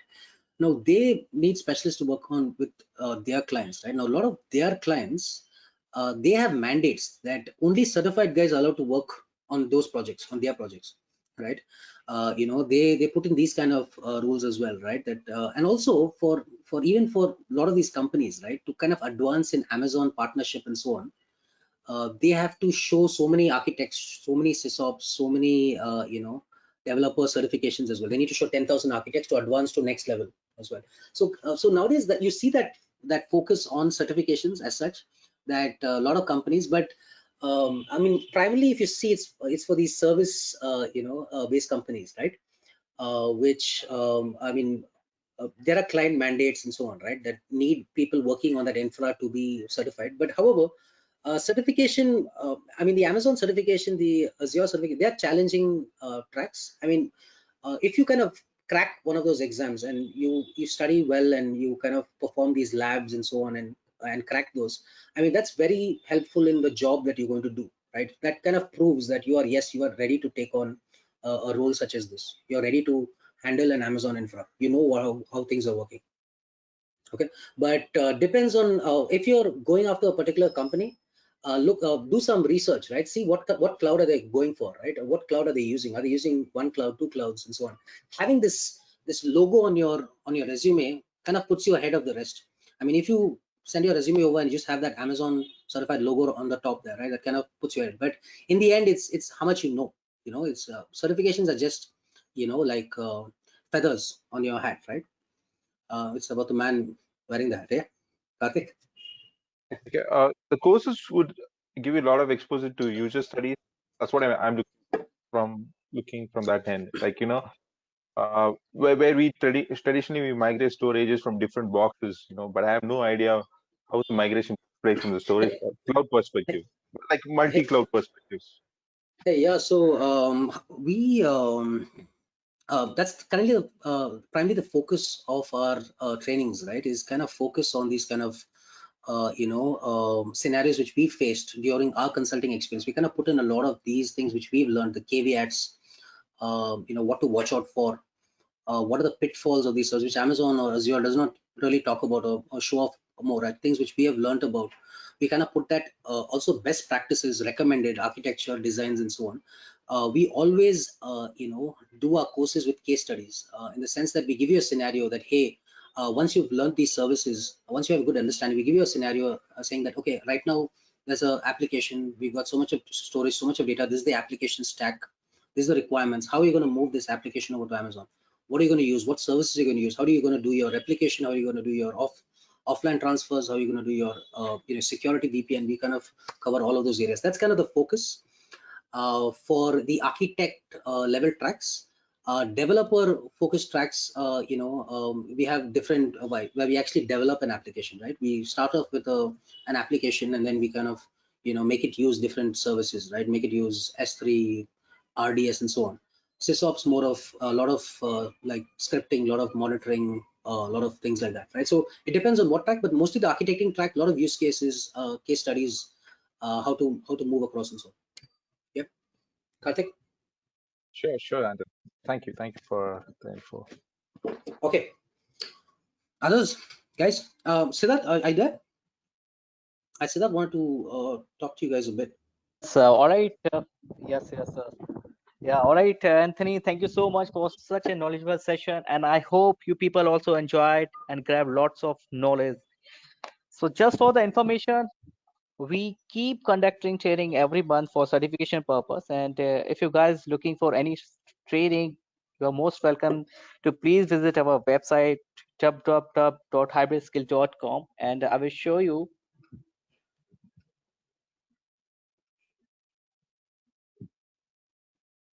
this our website.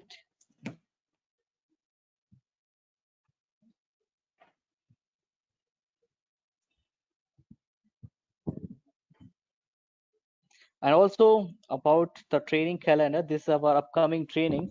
We will also put it on our website, so you can always visit and check the training dates. All right, guys, and thank you once again for joining the session, and we'll catch you again for some more valuable session.